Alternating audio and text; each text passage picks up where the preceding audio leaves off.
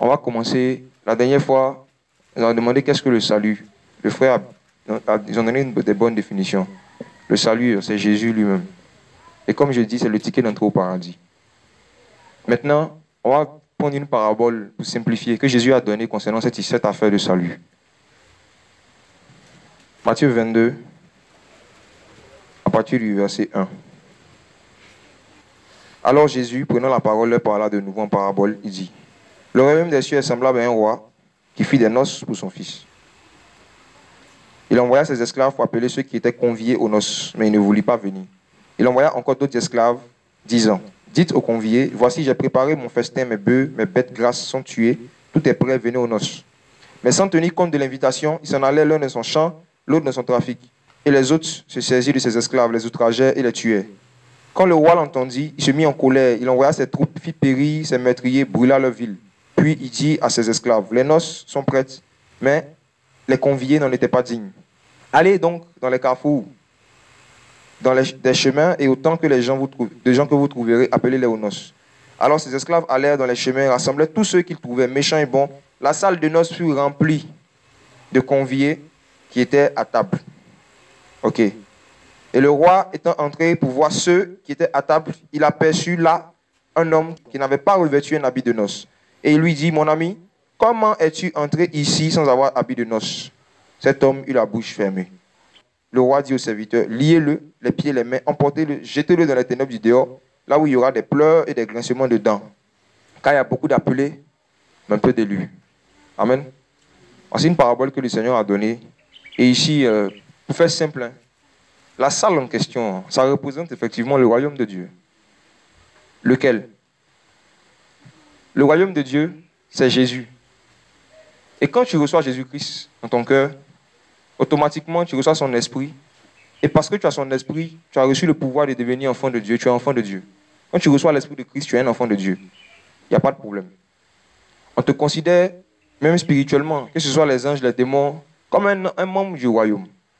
Parce que tu as reçu l'esprit de Christ. Maintenant, qu'est-ce qui se passe après? Quand on va mourir, quelque chose qui nous attend chacun de nous, tous les hommes, c'est l'éternité. Soit c'est la présence de Dieu pour l'éternité, ou bien c'est le feu, la souffrance et tout pour l'éternité. Mais dans les deux cas, chacun sera dans une éternité. Donc, le lieu où on va passer l'éternité, quand c'est dans la présence de Dieu, on appelle aussi le royaume de Dieu. On veut qu'on comprenne bien. Le royaume de Dieu désigne d'abord le fait que sur la terre ici, pendant qu'on est vivant, l'ensemble de ceux qui appartiennent à Christ, qui ont l'esprit de Christ, et ça désigne également le lieu où vont aller tous ceux qui vont mourir avec l'esprit de Christ, tous ceux qui vont mourir en Jésus, qui vont mourir dans la sainteté, tous ceux qui vont mourir dans l'obéissance au commandement du Seigneur Jésus-Christ. L'endroit où ils vont aller passer l'éternité, on l'appelle aussi le royaume de Dieu. Maintenant ici, dans cette parabole, la salle en question, qui est remplie de conviés, c'est l'image de nos assemblées. C'est l'image des églises locales. Des personnes qui sont venues, qui ont confessé de leur bouche: Je donne ma vie à Jésus, que nous avons baptisé, que nous avons même enseigné. Des personnes qui sont là, qui ont appris la culture chrétienne. Ça veut dire qu'ils sont venus, ils ont regardé comment on parle ici, ils ont regardé comment on chante ici, comment on prie, et ils ont appris à se comporter comme nous. Comme Daniel, lorsqu'il était à Babylone, la Bible dit qu'on lui a appris la culture des Babyloniens. Le roi avait envoyé des personnes pour apprendre la culture de Babylone à Daniel même. Daniel n'avait pas l'esprit de Babylone, il avait l'esprit de Dieu. De cette même manière, quelqu'un peut venir dans le royaume de Dieu, au milieu de nous, et apprendre la culture chrétienne, mais il n'a pas l'esprit de Dieu. Quelqu'un peut être au milieu de nous, et il apprend aussi la culture chrétienne, la culture du royaume. Il voit comment on parle, il voit comment on prie, il voit comment on fait les choses, et il imite comme un acteur. Mais il n'a pas l'esprit de Christ. Et Dieu ne nous a pas donné la possibilité à nous chrétiens de regarder dans le cerveau des gens pour voir qui a son esprit, qui n'a pas.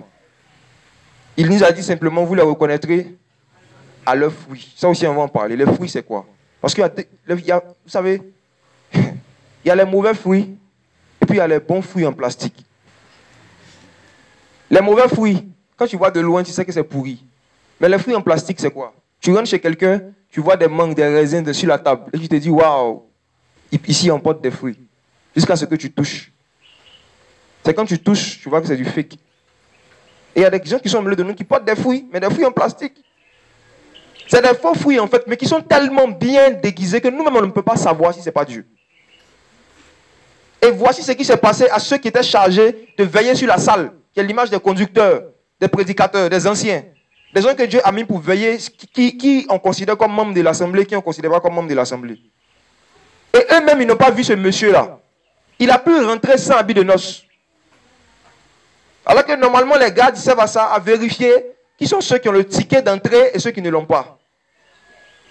Le ticket d'entrée dans une assemblée locale, dans le royaume de Dieu qui est sur la terre ici, qui est de nous autres, c'est quoi? C'est le fait que tu confesses Jésus-Christ, tu confesses le péché et que tu te fasses baptiser d'eau. Nous, on te considère comme un frère. Automatiquement, tu es dans la salle. Mais est-ce que tu as les habits? Les habits, ce sont les œuvres. Les habits, c'est le Saint-Esprit. C'est l'Esprit Saint. Et il y a des personnes qui sont ici au milieu de nous, qui sont nues spirituellement, mais nous, on ne sait pas. Il y a des personnes qui sont là, qu'on considère comme membres du royaume. On se dit que ce sont des frères, mais ils n'ont pas les habits. À quel moment on va savoir quand le maître va venir? Jésus avait donné une parabole comme ça. Il a dit qu'à la fin du monde, quand il a donné la parabole du bré et de l'ivraie, il dit, les anges viendront et ils retireront de son royaume ceux qui commettent les scandales. On peut lire ça? Ils retireront de son royaume. Ça veut dire qu'ils étaient au milieu de nous. Matthieu encore, chapitre 13. Je lis à partir du verset 40. Matthieu 13. Or, comme on arrache l'ivraie et qu'on le brûle au feu, il en sera de même à l'achèvement de l'âge. Le Fils de l'homme enverra ses anges qui arracheront de son royaume. De son royaume. Qui arracheront de son royaume tous les scandales et ceux qui commettent l'iniquité. Et les jetteront dans la fournaise ardente où il y a des pleurs et des grincements de dents. Alors les justes resplendiront comme le soleil dans le royaume de leur Père. Que celui qui a des oreilles pour entendre, entende. Ils arracheront où? De son royaume. Il arrachera de son royaume. Des gens qui sont au milieu de nous, dans la salle, mais qui n'ont pas des habits spirituels, qui n'ont pas les bonnes œuvres, les œuvres justes des saints, qui ne pratiquent pas les bonnes œuvres. Jésus les connaît. Et je vous assure, parmi eux, il y a deux catégories. Il y a ceux en fait qui n'ont jamais été convertis, qui n'ont jamais reçu l'Esprit de Christ, qui n'ont jamais réellement abandonné leur péché. Il y a cette catégorie-là. Et puis il y a une autre catégorie, il y a ceux qui avaient l'Esprit de Christ, mais qui arrivaient à un moment, sont tombés dans l'égarement de Balaam, sont retournés dans le péché, ont méprisé, outragé l'Esprit qui les avait sanctifiés, et qui ont recommencé à pratiquer les choses qu'ils avaient abandonnées. Il y a ces deux catégories. C'est sur ça que ce matin on va s'attarder. Parmi ceux qui seront jetés en enfer, il y a deux catégories. Il y a ceux qui n'avaient jamais été chrétiens, qui ont fait semblant, et puis il y a ceux qui étaient réellement chrétiens, et qui arrivaient à un moment, ont régné Dieu par leurs œuvres. Titre 3,16. Ils ont régné le Seigneur. Ça veut dire qu'ils avaient accepté le Seigneur, et par leurs œuvres, arrivé un moment, ils ont régné le Seigneur. Donc quand... Bon, je ne sais pas que quelqu'un ici aille en enfer. Mais si jamais tu refuses le salut qu'on va partager aujourd'hui, et que tu te retrouves là-bas, si tu vois des gens qui étaient assis à côté de toi ici, il ne faut pas dire, ah, donc des chrétiens sont en enfer. Ils sont au paradis. Et donc, pardon, donc il sait qu'il n'a jamais été chrétien. Si. Est-ce que Satan avant, il n'était pas ange? Satan n'était pas saint? Il était saint? Mais pourquoi est-ce qu'ils ont fait l'étang de feu pour lui? Parce qu'arrivé un moment, il s'est rébellé contre la parole de Dieu, contre Jésus. Sa rébellion contre Jésus, c'est ça qu'il a envoyé là-bas. Donc tous ceux qui vont se rébeller contre la parole du Seigneur, qu'ils aient été anges ou pas, ils vont aller dans l'étang de feu. Qu'ils soient anges ou pas, ils vont aller dans l'étang de feu. Donc on ne va pas dire que comme aujourd'hui ils sont démons, ça veut dire qu'ils n'avaient jamais été saints ou bien anges. Non. C'est un choix, les amis. Depuis Deutéronome 30, le Seigneur a dit, je mets devant toi la vie et la mort. Je choisis la vie. Même les anges ont eu le choix. Ce n'est pas quelque chose que Dieu impose. Aller au paradis, c'est un choix que chacun fait. Et ce choix, ça implique des sacrifices, ça implique des renoncements. Mais il y a certains qui blaguent avec le Seigneur, qui disent, oui, j'ai choisi Jésus. Mais ce qui est sûr, je ne veux pas tout abandonner. Je vais continuer cette chose, ça va venir un peu. Et c'est ces gens-là que nous on considère comme chrétiens. Et pour certains même qui le sont, mais qui arrivent à un moment, ça aussi on va voir. Qu'est-ce qui peut faire que quelqu'un qui a l'esprit de Christ réunit Dieu par ses œuvres, et puis l'esprit de Christ le quitte, et puis c'est un esprit d'égarement maintenant qui vient. Qu'est-ce qui peut faire ça? L'orgueil. Et l'orgueil, je vous assure, c'est le sujet sur lequel chaque chrétien doit méditer seul, pour que Dieu l'éclaire bien sur ce que c'est. Parce que si tu ne connais pas ce que c'est que l'orgueil, quand tu seras en train de le manifester, tu ne vas pas te repentir en fait. Parce que pour toi, ce n'est pas l'orgueil, c'est un comportement normal. C'est l'orgueil qui précède la chute.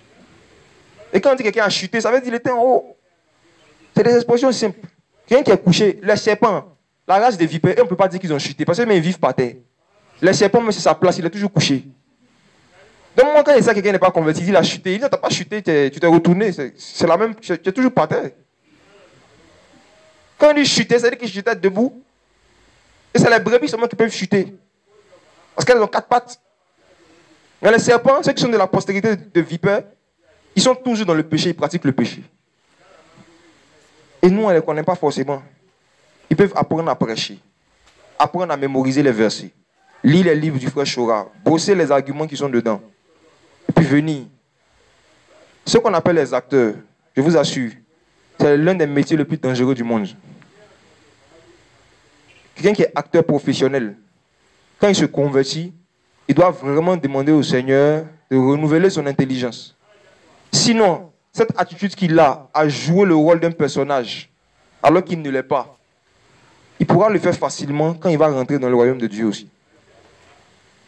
Comment est-ce que les gardes qui étaient à la porte n'ont pas vu ce gars qui n'avait pas les habits de noces? Comment ils ne l'ont pas vu? Est-ce que c'est parce qu'ils étaient aveugles, qu'ils manquaient de discernement? Pas forcément. Quand j'étais un enfant, je raisonnais comme un enfant.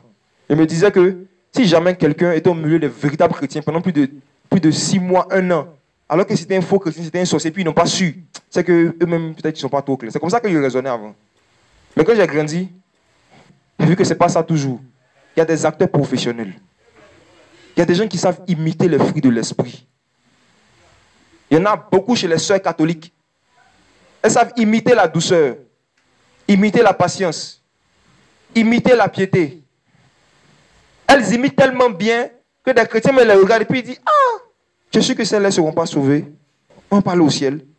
C'est vrai qu'elles adorent maman Marie. Mais regarde comment elle est gentille. Regarde comment elle est sainte. Elle est pure, elle est douce. Elle prêche la sanctification, tout ça. Le petit truc qu'elle fait, c'est qu'elle a de temps à autre, elle salue Marie. L'évangile a tellement été mal prêché qu'ils ont présenté aux gens un Jésus qui veut qu'ils abandonnent beaucoup de choses, mais qui ne veut pas qu'ils abandonnent tout. C'est-à-dire quoi? Il y a 100 péchés que tu pratiques, tu abandonnes les 99. Et puis tu laisses avec le seul péché. Tu abandonnes 99, tu laisses un seul et tu dis ça, je dois travailler dessus. Ça, c'est ma faiblesse. Je dois travailler dessus un peu. Ça va venir. Alors que Jésus, on dit, il voyait une foule qui faisait route avec lui, il ne marchait pas avec lui, il faisait route. Il s'est retourné et leur a dit, je vous dis en vérité, si quelqu'un ne renonce pas à lui-même, il ne peut pas être mon disciple. Et ceux qui ont réellement renoncé à eux-mêmes, là, frères et sœurs, le Seigneur connaît ceux qui lui appartiennent. Dieu les connaît. Nous, l'un des instruments que le Seigneur nous a donnés pour voir si les fruits qu'on voit sont des vrais fruits, c'est le temps. Le temps. Ces disciples, ces véritables disciples, ils portent des fruits qui demeurent. Jean 15. Des fruits qui demeurent. Les fruits en plastique, reste ça sur la table, mets ça au soleil. Mets ça dans un endroit où il y a le soleil. Laisse ça pendant 1 mois, reviens, tu verras. Les fruits en plastique, garde-leur éclatement qui ne sont pas exposés au soleil. Les fruits en plastique, mettez ça dans un coin où il y a le soleil. Et laissez, comme ça pendant 1 mois. Bien faites passer ça au feu. Vous allez voir l'odeur qui va sortir. L'odeur du plastique. Et le soleil, c'est quoi? C'est les tentations par rapport au péché. C'est les épreuves, mais surtout par rapport au péché. La crainte de Dieu, c'est la haine du mal. Et Dieu, chaque jour, met les situations devant ceux qui disent l'avoir accepté pour voir si vraiment ils ont la haine du mal. Il a fait exprès, il a dit à Abraham, donne-moi ton fils, ton unique. La Bible dit que quand Abraham voulait tuer Isaac et que Dieu l'a bloqué, le Seigneur a dit, je sais maintenant que tu crains Dieu. Depuis, il marchait avec lui. Dieu dit à Abraham, je sais maintenant que tu crains Dieu. Parce qu'Abraham avait abandonné beaucoup de choses. La maison de son père, sa patrie. Beaucoup de choses. Mais Dieu voulait voir s'il était prêt à abandonner tout. Et chacun de nous, il y a quelque chose qui représente tout pour nous. Qui est tout pour nous. Le Seigneur sait. Il y en a ce qui est tout pour eux. Ça peut être un fornicateur, un compagnon de service. Ton fornicateur, ta fornicatrice. Ta relation impudique que tu as, c'est toute ta vie qui est là. Il y a des personnes, ce qui représente tout pour eux, ça peut être même de l'argent. Il y a un jeune qui a approché Jésus, il dit, Seigneur, qu'est-ce que je dois faire, tout ça. Le Seigneur dit, vends tout. Le Seigneur dit, pratique les commandements. Il dit à Jésus, depuis que je suis petit, il fait ça. Les fruits en plastique. À l'apparence, ce monsieur-là ressemblait à un modèle. Jusqu'à ce que le Seigneur mette le doigt sur ce qui représente tout pour lui. Vends tes biens, suis-moi. On dit, le gars s'est retourné, il ne veut pas. Si ce n'est pas Jésus qui pouvait savoir qu'un gars comme ça, qui ne fume pas, qui ne boit pas, qui ne cherche pas femme, il est encore idolâtre des biens matériels. Il y a certains qui portent leurs idoles sur leur cou, leurs idoles sur leur cou. Et il y a ceux qui portent leurs idoles dans leur cœur, comme les anciens au temps d'Ézéchiel. Et c'est Dieu qui connaît le cœur. Romains 8, verset 9, la Bible dit, celui qui n'a pas l'esprit de Christ ne lui appartient pas. Donc, la première base qu'on veut établir, vous tous qui êtes ici, tous ceux qui vont écouter partout, il faut te poser une question. Est-ce que tu es convaincu dans ton esprit que tu as l'esprit de Christ? Est-ce que c'est une conviction que tu es enfant de Dieu? La Bible dit que c'est l'esprit de Dieu qui rend témoignage à notre esprit que nous sommes enfants de Dieu. Il ne faut pas croire que tu es devenu enfant de Dieu juste par déduction. J'ai accepté l'évangile, j'ai abandonné quelques péchés, je me suis baptisé, donc je sais que je suis enfant de Dieu. Ce n'est pas par déduction, mais par conviction. Est-ce que tu as déjà une fois eu dans ta vie la conviction que tu es enfant de Dieu? Si ce n'est pas le cas, tu es en danger. Si ce n'est pas le cas, tu es en danger. Peut-être que tu es là, mais tu n'as pas les habits de noces. J'ai connu des personnes qui n'ont jamais eu l'assurance de leur salut. L'assurance qu'ils sont sauvés, l'assurance qu'ils sont enfants de Dieu pendant plus de 5 ans, 3 ans. Oui, j'en ai connu. Mais il y a un problème. Moi, avant, je croyais que j'étais enfant de Dieu. Pourquoi? Parce que mes parents m'ont rendu témoignage que je suis enfant de Dieu. Parce que les pasteurs m'ont rendu témoignage que je suis enfant de Dieu. Parce qu'au quartier, les gens m'ont rendu témoignage que je suis enfant de Dieu. Mon assurance était basée sur le témoignage des hommes. Mon assurance d'être chrétien était basée sur le témoignage des hommes. Et à l'école du dimanche, la monitrice nous a dit que si ton papa est chrétien, ta maman est chrétienne, que chaque dimanche, tu viens à l'école du dimanche, que tu crois en Jésus-Christ, tu crois qu'il est mort sur la croix, que tu te fais baptiser, tu es enfant de Dieu. Donc j'ai pris ces éléments, et puis il a dit, mais ça, moi, je suis enfant de Dieu. J'ai fait une déduction, en fait, mais ce n'était pas une conviction que l'Esprit a mis en moi. Et c'est le cas de beaucoup de personnes. Frères et sœurs, au fur et à mesure que le Seigneur m'éclaire sur le jugement qui attend, sur ceux qui vont mourir dans le péché, j'ai peur. Lorsqu'on voit un inconnu, on lui dit, ça va, Dieu te fait baptiser. Ça va, tu es baptisé, va te baptiser. Puis après, on lui dit, tu es sauvé comme tu as été baptisé d'eau. Il va se dire qu'il est chrétien. Pourquoi? Parce que toi, tu lui as rendu témoignage qu'il est enfant de Dieu. Et c'est comme ça qu'on a fabriqué beaucoup de faux frères nous-mêmes. Parfois par notre témérité. On avait tellement envie de voir la salle se remplir. On avait tellement envie de voir que voilà, il y a la croissance. Qu'on n'a pas dit la vérité aux gens. Chacun doit chercher auprès du Seigneur le témoignage qu'il est enfant de Dieu.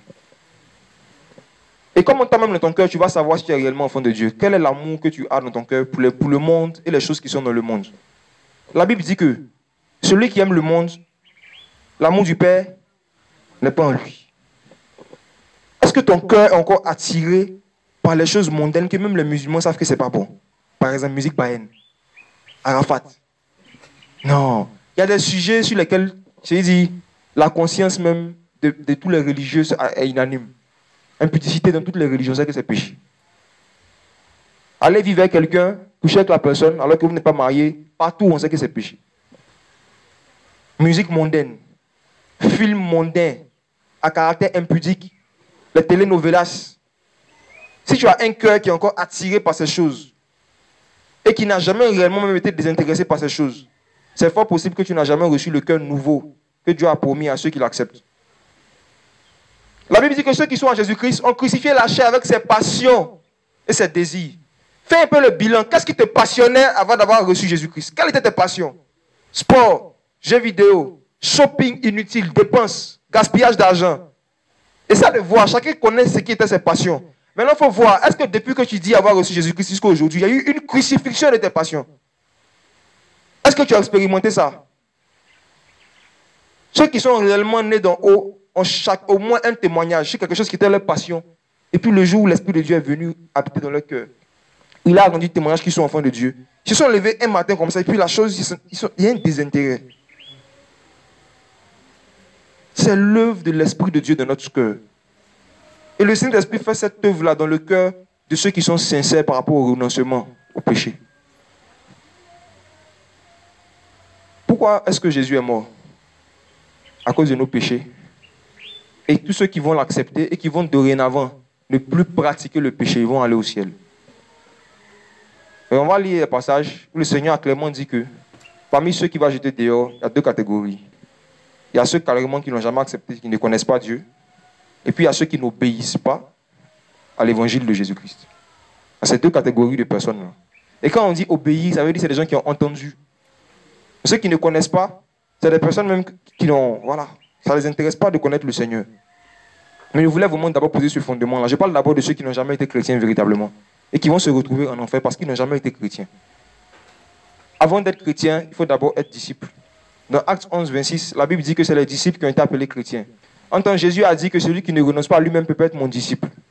Donc le fait que tu vis encore dans le péché, puis on t'appelle chrétien, c'est une insulte même pour toi-même. C'est trop fort. Tu n'as pas encore renoncé à toi-même. Tu n'as pas renoncé à toi-même. Frères et sœurs, que chacun examine son cœur. Parlez comme Paul, examinez-vous vous-même devant Dieu. Regarde ton cœur. Est-ce que tu as un témoignage sur la délivrance de l'esclavage d'un péché? La marque de ceux qui ont une fois reçu l'Esprit de Dieu en eux, c'est la délivrance par rapport à l'esclavage d'un péché. Oui, de plusieurs. Jésus l'a dit dans Jean chapitre 8. Il a dit aux Juifs qui avaient cru en lui, si vous demeurez dans ma parole, vous êtes vraiment mes disciples. Et plus les deux causaient, Jésus leur a dit, vous connaîtrez la vérité, et la vérité vous rendra libre. Ils ont dit, mais nous, on est esclaves de personne. Jésus dit, si, vous êtes esclaves du péché. Mais quand vous allez connaître la vérité, connaître c'est quoi, c'est recevoir. Connaître c'est avoir une intimité. Connaître c'est avoir une expérience personnelle. Quand vous allez avoir une expérience personnelle avec la vérité, vous allez être réellement libre. Et Jean dit, oh la vérité c'est le Saint-Esprit.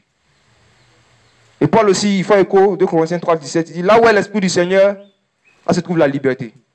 La liberté par rapport à l'esclavage du péché est le premier fruit du fait que tu as reçu la vie éternelle. Parce que l'esclavage du péché, c'est la mort. Et quand tu reçois la vie, la mort disparaît. Quand tu reçois la vie, la mort s'en va. Ne confondez pas ceux qui sont enfants de Dieu et ceux qui sont en train de s'approcher de Dieu, de chercher Dieu. Et dans nos assemblées, il y en a. Un cas pratique, un exemple. Tu rencontres un jeune qui vit dans la cigarette, dans la masturbation, et qui regarde la pornographie, et puis qui est alcoolique. Il vient ici, plus il entend les messages, ce dimanche-là, il décide d'abandonner la pornographie et puis la masturbation. Mais il continue l'alcool et puis la musique mondaine. Le dimanche qui vient, s'il vient ici, est-ce que c'est un frère? Est-ce que c'est un frère encore? Pas encore. Ok. Non, le dimanche qui suit, il vient encore. Et puis il décide d'abandonner l'alcool. Mais il est toujours continué dans la musique mondaine. Mais pendant qu'il a abandonné l'alcool, il demande le baptême. Non, c'est pas tout ça, c'est lui seul sa vie. Il dit, non, on le voit dimanche seulement, il s'assoit ici, il chante avec nous, il s'en va. Maintenant, le dimanche, il vient, et puis, il décide de prendre le baptême. Il a abandonné ces quatre péchés capitaux en griffe, parlez comme nos amis de l'autre côté, et puis il a gardé la musique mondaine. Pendant ce temps-là, le jour où il va dire, je donne ma vie à Jésus-Christ, il va le confesser devant nous, et il va se faire baptiser. Est-ce que ce jour-là, il va recevoir l'Esprit de Dieu? Ce jour-là, il va recevoir l'Esprit de Dieu. Alors pendant qu'il n'a pas encore renoncé à son amour pour la musique mondaine, il continue d'écouter, il a gardé. Il dit ça, c'est pas péché, c'est pas mauvais. J'ai renoncé à tout ce qu'ils ont dit. Pornographie, impudicité, masturbation. Mais ça, c'est pas mauvais. Nous, on ne sait pas. Mais il vient, il lève sa main. Je vais donner ma vie à Jésus. Là, on acclame le Seigneur. Je vais prendre le baptême, oui. Ok, allez-y, on le baptise. Le dimanche qui suit, il vient encore avec sa passion volontaire, son amour pour la musique mondaine. Il vient s'asseoir ici. Est-ce que ça fait de lui un chrétien? Le fait que nous, on l'a baptisé d'eau, que nous, on lui a dit c'est bien, dorénavant, tu es au milieu de nous. Non. À qui Dieu donne le ticket d'entrée au paradis? Le Saint-Esprit. À qui Dieu donne son esprit? À qui? Acte 5, verset 32. C'est Pierre qui parlait, qui était en train de se justifier devant le Sanhédrin et qui a dit une phrase qui est importante. Acte 5, je lis juste le verset 32. Il dit, nous sommes témoins de ce que nous disons, de même que le Saint-Esprit que Dieu a donné à ceux qui lui obéissent aussi en est témoin. Nous sommes témoins de ce que nous disons, de même que le Saint-Esprit que Dieu a donné à ceux qui lui obéissent en est aussi témoin. Alors, il y a une dérive doctrinale par rapport à ce verset. Il y a des gens qui enseignent que c'est comme si en fait l'Esprit de Dieu se mérite. C'est comme si tu dois faire tes preuves, beaucoup obéir à Dieu, et puis après Dieu te donne son esprit. C'est la base de ce verset. Non, c'est pas ce que Pierre est en train de dire. Quand il dit que Dieu donne le Saint-Esprit à ceux qui lui obéissent, c'est ceux qui lui obéissent par rapport à quoi? Par rapport au message qui dit repentez-vous. Par rapport à la repentance. Dans Acte 2, ils ont demandé à Pierre, qu'est-ce qu'on doit faire pour recevoir justement ce dont tu parles, le Saint-Esprit, tout ça. Il dit quoi? Repentez-vous, voilà, et vous recevrez le Saint-Esprit. Donc en fait, il y a un message. Lorsque tu obéis à ce message-là, c'est en ce moment-là que Dieu te donne son esprit. Repentez-vous.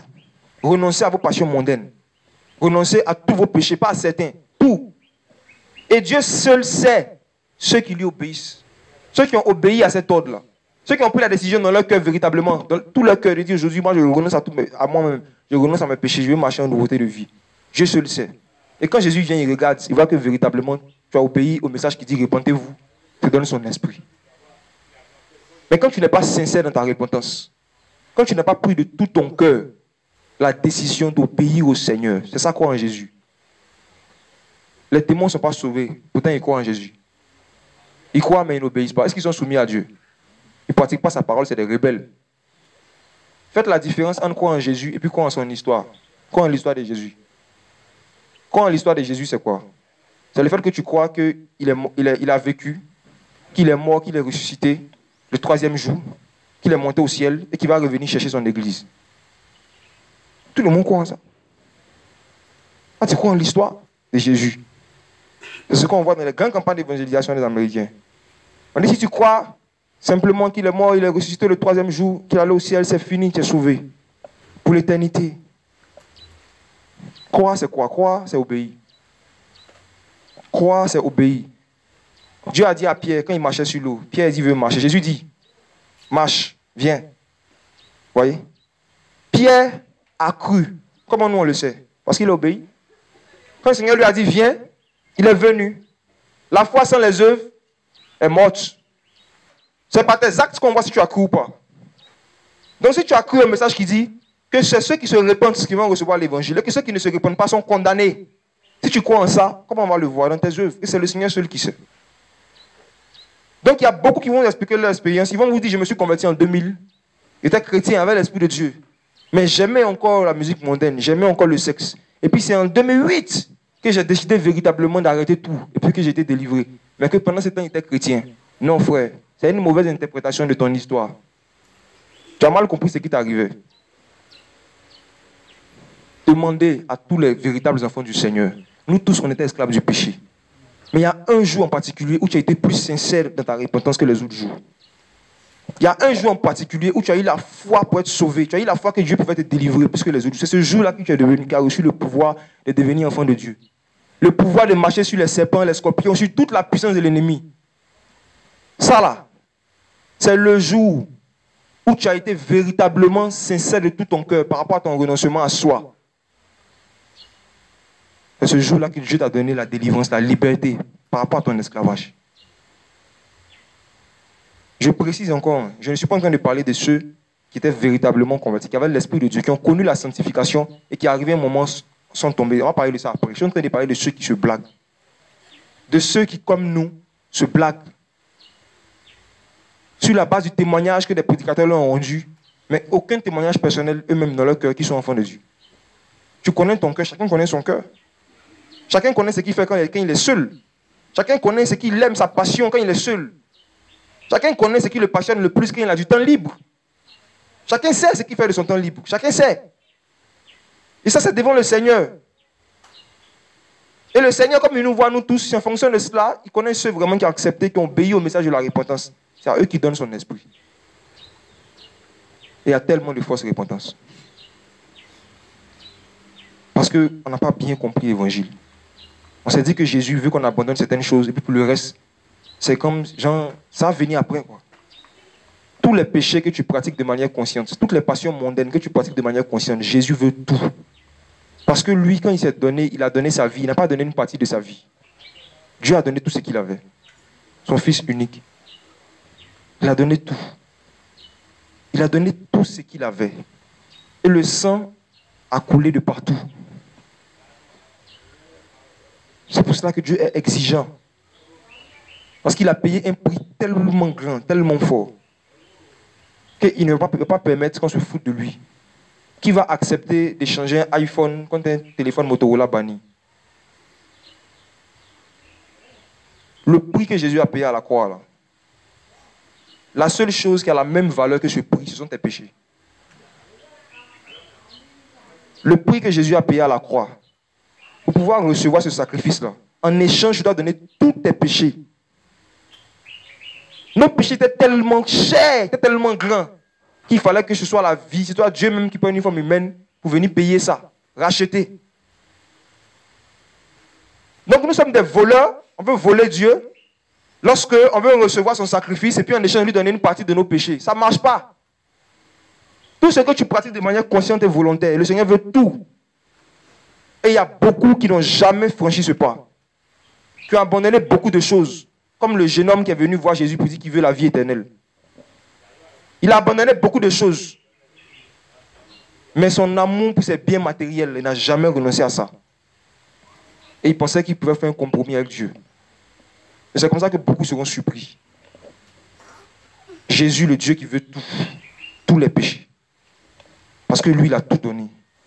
Il a donné tout son temps, tout son sang. La seule vie humaine qu'il avait aussi, il a donné. Jésus est Dieu fait homme. Il est venu sur la terre, il est mort pour nos péchés. Je me rappelle, toujours des choses pour simplifier encore. J'ai entendu l'histoire de 2 soldats américains qui ont été tenus captifs pendant la guerre du Vietnam. Et parmi eux, il y a un qui était chrétien. Et le gouvernement américain était en négociation pour essayer de les libérer. Lui, son ami est sorti, mais lui, il n'a pas été racheté. Il n'a pas libéré. Il n'a pas expérimenté son salut. Là. Mais il était chrétien, il priait pour qu'un jour il puisse sortir de prison pour retourner aux États-Unis. Et ce monsieur-là, finalement, les gens ont décidé de le tuer parce que le gouvernement américain ne le réagissait pas par rapport à lui. Et il occupait la place. Donc ils ont décidé de le tuer. Alors qu'est-ce qu'ils ont fait? Ils ont décidé d'abord de le jeter dans un puits et puis de ne pas lui donner à manger pendant 2 semaines. Ils l'ont fait. Et 2 semaines plus tard, ils viennent trouver le monsieur, il est vivant. Ils l'ont fait sortir du puits. Ils l'ont pris encore, ils ont attendu un peu, ils l'ont mis encore 2 mois. 2 mois après encore, le monsieur vient le voir. Il a maigri, mais il est vivant. Et il est souriant. Donc, finalement, ils ont décidé de le laisser dans sa cellule, mais de le priver de nourriture jusqu'à ce que les États-Unis fassent signe, mais en racontant aux gens que lui-même il fait la grève de la faim. Qu'il a décidé de faire la grève de la faim pour sa liberté. Je ne sais pas combien de temps ça a pris, en tout cas des mois, pas beaucoup, moins de 6 mois, mais après ça, le gouvernement américain a réagi. Le monsieur, il était physiquement, il était amaigri et tout, mais il était vivant.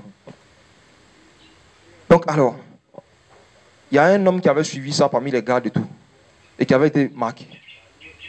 Donc il lui avait demandé, mais qu'est-ce qui s'est passé? Et il a dit que pendant tout ce temps-là, il était dans la présence de Jésus. Et qu'en fait, quand la faim commençait à le tirailler, tout ça là, qu'il y a une lumière qui venait où il était, il savait que c'était son Jésus. Et il parlait avec lui, il dormait, il se réveillait, il faisait des sons, il se réveillait. Puis après, on lui dit, waouh, il y a 2 mois qui sont passés. Donc en fait, lui, il avait perdu la notion du temps à cause de la présence du Seigneur. Et quand cet homme-là, il est revenu aux États-Unis, qu'un soir, Jésus lui a apparu dans sa chambre encore. Mais cette fois-ci, vraiment de manière encore plus réelle. Et il a commencé à pleurer, il a dit, Seigneur, qu'est-ce que je peux te donner en échange de cette vie-là que tu m'as donnée? Du fait que je ne suis pas mort, qu'est-ce que je peux te donner en échange? Et il dit que Jésus lui a dit, tout m'appartient. Il dit, oui, je sais, moi, mais t'appartient. Mais est-ce que tu ne veux pas que je te donne quelque chose? Je sais ce que je vais faire. Je vais prendre toutes mes économies, je vais construire un orphelinat, je vais donner à des missionnaires. Ils vont aller prêcher l'évangile en Afrique. Le Seigneur lui a dit, non, je ne veux pas. Tout m'appartient. Et le monsieur, il a commencé à réfléchir. Il ne voyait pas en fait qu'est-ce qu'il pouvait donner au Seigneur, pas l'argent. Et il a commencé à pleurer. Puis le Seigneur lui a dit, il y a une seule chose que tu as encore qui m'appartient. son péché.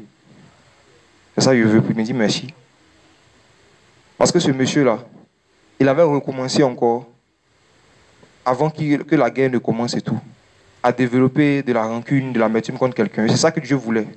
Il dit, Jésus lui a dit, il veut ça en amertume. Juste s'il veut lui dire merci vraiment, il n'a qu'à lui donner ce qui lui appartient. Son péché. Il a payé le prix pour ça.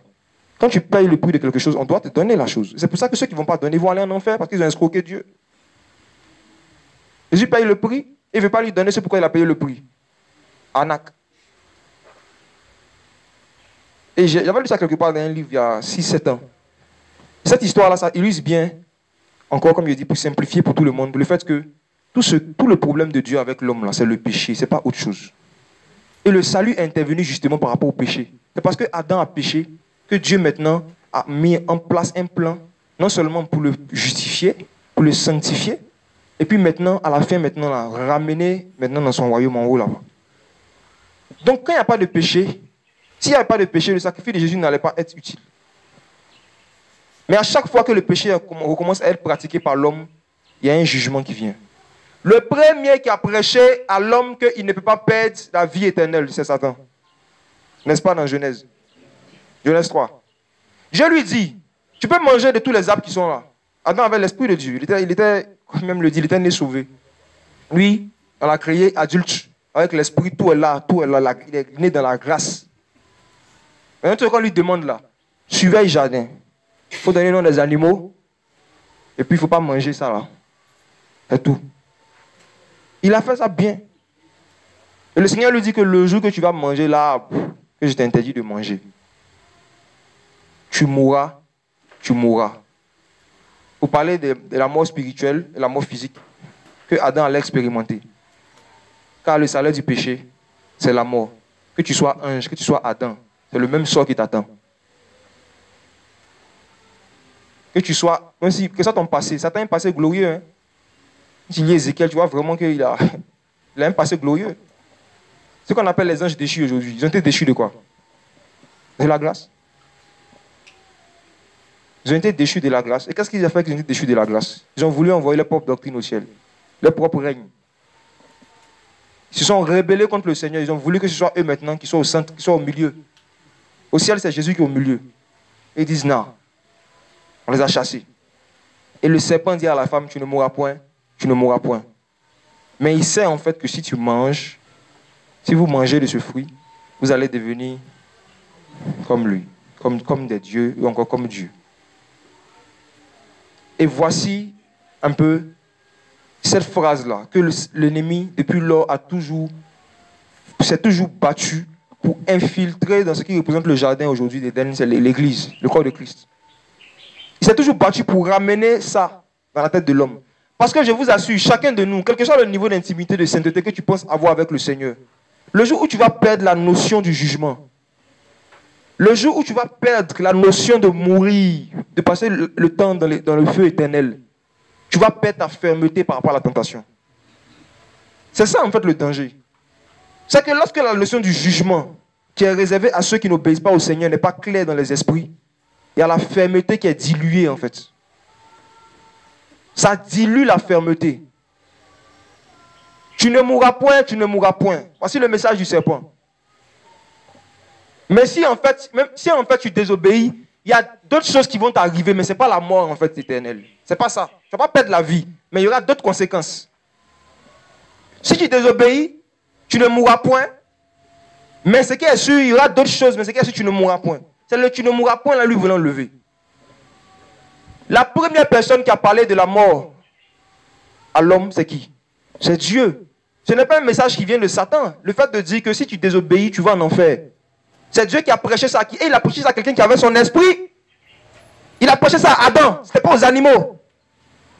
Ce n'était pas un message pour les animaux. C'était pour l'homme qui était créé à l'image et à la ressemblance de Dieu. Il dit l'homme qui était comme Christ. C'est à cet homme-là qu'il a dit que si tu manges, tu mourras. Donc on voit déjà que Dieu, lui, quand il a prêché ce message, ce n'était pas pour les païens, c'était pour ceux-mêmes qui étaient sauvés. Ce message, d'abord, c'était pour celui qui avait son esprit, c'est lui qui l'a mis en garde. Et il y a d'autres enseignements qui sont venus, en fait, après, de Satan, pour venir diluer les mises en garde par rapport à la perte de la vie. par rapport à la perte de l'intimité avec le Seigneur. Jésus priait pour nous dans Jean 17 et il a dit, la vie éternelle, c'est qu'ils te connaissent toi. Ça veut dire quoi? Lorsque véritablement tu abandonnes tes péchés de tout ton cœur et que tu reçois le Saint-Esprit, là, tu reçois automatiquement une portion de la connaissance de Dieu. Il y a des choses que tu commences à savoir sur Jésus qu'un homme ne t'a pas enseigné. Il y a des choses que tu commences à savoir sur le Seigneur que tu n'as jamais entendu. Quand tu reçois l'Esprit de vie, le Saint-Esprit, tu reçois automatiquement une portion, une partie de la connaissance de Dieu. Et c'est pour ça que l'apôtre Paul disait, 1 Corinthiens 13, nous connaissons en partie. C'est pour cela aussi qu'on va lire les versets où l'apôtre dit aux gens que vous avez reçu les arts de l'esprit. Et le mot art là, ça veut dire encore partie. On a une partie de la connaissance de Dieu en nous. Ceux qui ont véritablement l'esprit du Seigneur. Et c'est une connaissance concernant le péché. C'est la connaissance qui est relative à la désobéissance.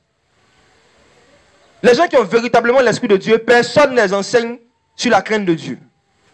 Quand tu vas entendre des enseignements sur la sanctification, ça ne va venir seulement que amplifier la conscience du péché que tu avais déjà. Mais il y a des choses, ceux qui sont véritablement des enfants de Dieu, que vous avez arrêté sans que quelqu'un vous dise. Vous n'avez pas lu un verset, vous n'avez pas entendu un enseignement. Mais dans votre cœur, quand vous faites la chose, vous perdez votre joie. Donc vous savez que l'esprit est attristé. Et c'est un jour, vous êtes tombé sur un verset qui disait que ça n'est pas bien. Et quand tu tombes maintenant sur le verset qui dit, ah, je comprends pourquoi j'ai arrêté. À qui c'est déjà arrivé? Pourquoi? Parce que lorsque tu reçois, parce que quoi, la vie éternelle, c'est la connaissance de Dieu. Et quand tu reçois la vie, quand tu reçois le Saint-Esprit, effectivement, tu reçois une mesure, une petite mesure de la connaissance de Dieu. Concernant ce que Dieu aime, ce que Dieu n'aime pas. Maintenant, plus tu es enseigné, plus tu grandis encore dans cette conscience par rapport à ce que Dieu aime, ce que Dieu n'aime pas. Et même le peu déjà que tu sais, si tu désobéis à ça, qu'est-ce qui va t'arriver? Jean 3, 36. Je lis. Celui qui croit au Fils a la vie éternelle. Mais celui qui désobéit au Fils ne verra pas la vie. Mais la colère de Dieu demeure sur lui. Je relis. Celui qui croit au Fils a la vie éternelle. Pas de problème. Maintenant, celui qui désobéit au Fils ne verra pas la vie. Frères et sœurs, est-ce que ce passage n'est pas clair? Moi, c'est ce matin que le Seigneur m'a fait voir ça. Après avoir cru, qu'est-ce qu'il faut faire? Maintenant, il faut obéir à ce que le Fils a enseigné. Sinon, la vie dont tu as entendu parler là, tu ne vas pas rentrer dedans. Alors, si maintenant on va voir les versets qui montrent qu'en fait, après avoir reçu l'esprit de vie, tu peux le perdre, donc tu peux perdre ton salut. Tu crois au Fils, c'est bien. Les démons aussi croient et ils tremblent. Mais ce que les démons ne font pas, ils n'obéissent pas au Fils. Ce que les démons ne font pas, ils sont rebelles. Ils ne supportent pas les enseignements du Fils, de Jésus-Christ. Celui qui croit au Fils a la vie. Celui qui ne croit pas, qui désobéit plutôt, ne verra pas la vie. On va lire encore un autre passage. On va aller dans Hébreux chapitre 2, versets 1 à 3. Maintenant, on parle de la désobéissance de ceux qui ont reçu la vie éternelle. Ceux qui n'ont pas reçu, qui ne sont pas sûrs un jour que vraiment ils ont été chrétiens, je pense que le Seigneur peut vous tendre la main encore aujourd'hui. Maintenant, ceux qui ont reçu et qui désobéissent, on va dire la possibilité, après avoir reçu la vie, de désobéir. Qu'est-ce qui leur arrive? Hébreux 2, à partir du verset 1. C'est pourquoi il nous faut prendre garde de plus près aux choses que nous avons entendues, de peur que nous les laissions s'échapper. Il nous faut prendre garde de plus près. Il faut méditer encore plus dessus. Aux choses que nous avons entendues, de peur que nous les laissions s'échapper. Car si la parole prononcée par les anges a été ferme, et si toute transgression et toute désobéissance ont reçu une juste rétribution, comment échapperons-nous si nous négligeons un si grand salut? Nous, c'est écrit les chrétiens. Hein? Si nous négligeons un si grand salut, qui a commencé d'être annoncé d'abord par le Seigneur, et nous a été confirmé par ceux qui l'avaient entendu. Je relis encore le verset 2. Car si la parole prononcée par les anges a été ferme, et si toute transgression et toute désobéissance ont reçu une juste rétribution, comment échapperons-nous si nous négligeons un si grand salut, qui a commencé d'être annoncé d'abord par le Seigneur, et nous a été confirmé par ceux qui l'avaient entendu? Il dit que la désobéissance, si on désobéit au Seigneur, si on néglige le salut, j'ai dit Jésus qu'on a reçu là, il y aura une juste rétribution. La juste rétribution, c'est quoi? 2 Thessaloniciens chapitre 1, du verset 6 à 8. Je lis. Car il est juste devant Dieu qu'il rende l'affliction à ceux qui vous affligent et qui vous donne du repos à vous qui êtes affligés, de même qu'à nous, lors de la révélation du Seigneur Jésus du ciel, avec les anges de sa puissance, avec des flammes de feu. Si on va lire attentivement, pour exercer la vengeance contre ceux qui ne connaissent pas Dieu. Ça, c'est la première catégorie des gens qu'on a parlé. C'est-à-dire ceux qui n'ont pas l'Esprit de Dieu, ceux qui ne connaissent pas Dieu, et contre ceux qui n'obéissent pas à l'évangile de notre Seigneur Jésus-Christ. Pour exercer la vengeance. Regardez, le mot est fort, hein? Vengeance. Quand on dit vengeance, en général, c'est qu'il y a eu jalousie. Et s'il y a jalousie, c'est qu'il y a eu trahison. Trahison. Tu as trahi l'époux. Pour exercer la vengeance contre ceux qui ne connaissent pas Dieu, première catégorie de personnes. Deuxième catégorie, contre ceux qui n'obéissent pas à l'évangile de notre Seigneur Jésus-Christ. Quand on dit obéir, ça veut dire que c'est des gens qui ont entendu. Des gens qui ont été enseignés. Et qu'est-ce qui leur arrive? Verset 9. Ils auront pour châtiment une destruction éternelle, loin de la face du Seigneur et de la gloire de sa force. Quand il viendra pour être glorifié en ce jour-là avec ses saints, pour être admiré dans tous ceux qui croient, parce que le témoignage que nous avons rendu auprès de vous a été cru.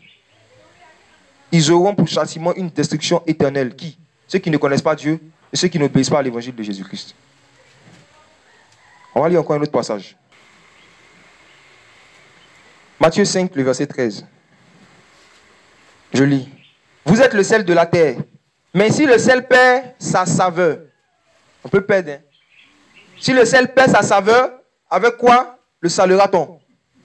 Il ne sert plus qu'à être jeté dehors et foulé aux pieds pour les hommes. Donc, sel peut perdre sa saveur. Moi, j'ai déjà vu un jour acheter Cube Magie, pour simplifier encore. Et puis, je n'avais pas conservé ça dans le bon endroit. Je suis revenu quelques jours plus tard, c'était pâteux. Et c'était pas mangeable. Qui a déjà vu Cube Magie comme ça? Alléluia. Bénis Dieu pour la vie de tous les mangeurs de Gaba qui sont là. Donc, voici le Seigneur nous enseigne le sel. S'il n'est pas conservé dans l'endroit où il faut, comme il se faut, il perd sa saveur. Et s'il perd sa saveur, on fait quoi avec lui? On dit jeter. Frère, à part paradis et puis enfer, là, il n'y a pas un troisième endroit. Nos amis de l'autre côté, qui disent qu'il y a purgatoire, ce n'est pas biblique. C'est justement des enseignements comme ça pour créer de fausses espérances dans le cœur des gens. Il n'y a pas un troisième endroit. Et c'est possible que le sel perde sa saveur. Tu peux perdre l'esprit du Seigneur. Comme ça arrivait à Saül, comme ça arrivait à Balaam. Comme ça arrivait même à beaucoup de frères qu'on a connus. Mais ça prend du temps. C'est anti-biblique aussi de dire que dès que quelqu'un pêche en même temps, il perd le Saint-Esprit. C'est faux. Ça prend du temps. Le Seigneur interpelle, le Seigneur avertit. Le Seigneur passe par plusieurs choses. Toi-même, ta conscience t'accuse. La Bible t'accuse. Les frères et sœurs t'accusent. Partout où tu vas, on t'accuse. Le Seigneur passe par tous les moyens pour t'interpeller. Maintenant, quand tu ne te laisses pas interpeller, qu'est-ce qu'il va faire? Ça prend du temps. Même Jézabel, il dit qu'il lui a donné du temps pour qu'elle se réponde. La femme qui se dit Jézabel qui prêchait dans l'Apocalypse. Alors, si elle a eu son temps, chacun de nous, quand tu deviens chrétien, même quand tu as l'Esprit de Dieu, si il t'arrive, ça arrive à certains fois de retomber dans le péché. Le Seigneur te donne un temps de repentance. Et ce temps-là, ce n'est pas un temps qui est pareil pour tout le monde. Hein. Il y a certains pour eux, c'est 2 jours. Pour d'autres, c'est 1 mois. Pour d'autres, c'est 6 ans. D'autres, c'est 5 ans. 1 seconde pour certains. Dieu seul sait. Et dans sa grâce, il a fait exprès pour que toi, tu ne saches pas. Comment tu n'as pas joué dessus. Bah, ici, tu sais que toi, si tu pêches ton temps de repentance, on est dimanche, ça finit d'ici mercredi, tu vas bien t'amuser. Puis mardi soir, tu as fait ta repentance. Mais comme tu ne sais pas quand la mort va te surprendre, il te dit seulement répands-toi. Répands-toi. Personne parmi nous, même celui qui est même parmi les frères qui ont réussi à toucher le cœur du Seigneur jusqu'à... Le Seigneur leur dit tout. Personne ne sait le jour exact, la minute exacte à laquelle il va mourir. Personne. Quand la mort arrive, tu peux sentir. Quand ton temps de partir arrive, tu peux sentir. Mais connaître la minute exacte quand tu vas partir, personne ne sait. Tu ne sais pas. Et Dieu a fait exprès pourquoi on le craigne. Dieu a fait ça exprès pour qu'on le craigne. Donc voici le sort qui est réservé à ceux qui n'obéissent pas au Fils. Comme dans Jean 3,36 on a lu. Destruction éternelle. Ceux qui n'obéissent pas. C'est pour ça que l'apôtre Paul dit, ne marchez pas selon la chair. Parce que celui qui sème dans la chair, moissonne de la chair quoi? La corruption. Il parlait à qui? Aux chrétiens, à ceux qui avaient l'esprit de Dieu. Marcher selon l'esprit, c'est simplement obéir à la parole de Dieu, vivre dans la sanctification.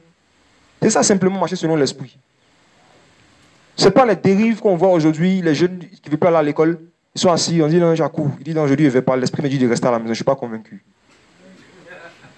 Marcher selon l'esprit, ça ne veut pas dire que tu es là, et puis la première tu te concentres, c'est que tu marches en fonction de ce que tu sens, en fonction de tes émotions. Marcher selon l'esprit, c'est marcher selon la parole. Parce que Jésus a dit, les paroles que je vous ai dites sont esprit et vie. Donc marcher selon l'esprit, c'est marcher selon la parole. C'est dans la parole qu'il y a la vie. Donc tant que tu demeures dans sa parole, tu ne seras pas retranché. Si vous demeurez en moi, vous porterez beaucoup de fruits. Un autre passage encore qui montre que après avoir été en Christ, on peut être retranché. Jean 15, verset 1 à 2. Je suis le vrai cep et mon père est le vigneron. Il retranche tout sarment qui est en moi et qui ne porte pas de fruits. Tout sarment qui est en moi, qui est en Jésus. On peut être en Jésus. Attends, c'est impossible d'être en Jésus si tu n'as pas été baptisé du Saint-Esprit. Amen. Nous avons été baptisés pour former un seul corps. Toute personne même qui est baptisée de l'Esprit, qui a l'Esprit de Christ et qui ne porte pas de fruits, qu'est-ce qu'il fait? Il retranche. La possibilité d'être retranché, même après avoir été baptisé de l'Esprit.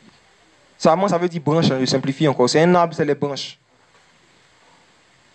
Et tu ne peux pas être collé, greffé à l'arbre qui est Jésus si tu n'as pas été baptisé de l'Esprit, si tu n'as pas reçu son Esprit. C'est dans Romains 8, verset 9. Celui qui n'a pas l'Esprit de Christ ne lui appartient pas. Il n'est pas greffé. Maintenant, toute personne aussi qui a l'Esprit de Christ et qui ne porte pas de fruits, il est coupé et jeté. Il y a une différence entre produire du fruit et porter des fruits. On va lire Matthieu chapitre 3. Matthieu 3 à partir du verset 5, je lis. Alors les habitants de Jérusalem et de toute la Judée et de tout le pays des environs du Jourdain vinrent à lui et confessant leurs péchés, ils se faisaient baptiser par lui dans le Jourdain. Mais voyant venir à son baptême beaucoup de pharisiens, de sadducéens, il a dit, race de vipères, qui vous a appris à fuir la colère à venir? Parenthèse, ce n'est pas la première fois que des gens qui sont encore des races de vipères viennent prendre le baptême d'eau. Ce n'est pas nouveau. Hein? Des gens qui dans leur cœur n'ont pas encore sincèrement renoncé à tous leurs péchés, mais qui viennent se faire baptiser. Ce n'est pas nouveau. Verset 8, il dit, produisez donc des fruits convenables à la repentance. Produisez donc des fruits convenables à la repentance. Et ne prétendez pas dire en vous-même, nous avons Abraham pour père, car je vous dis que Dieu peut faire naître de ces pierres même des enfants à Abraham. Et déjà, la cognée est mise à la racine des arbres. C'est pourquoi tout arbre qui ne produit pas de bons fruits sera coupé et jeté au feu. Donc voici encore un verset qui parle des fruits de la repentance. Et ici, on dit de produits. Ici, il s'agit de produits. Ceux à qui la parole était adressée, est-ce qu'en ce moment, ils avaient l'Esprit de Christ? Non. On ne peut pas porter du fruit si on n'a pas l'Esprit de Christ. En ce qui concerne de produire du fruit concernant la repentance, qu'est-ce que ça veut dire? Tu couches avec quelqu'un avec qui tu n'es pas marié.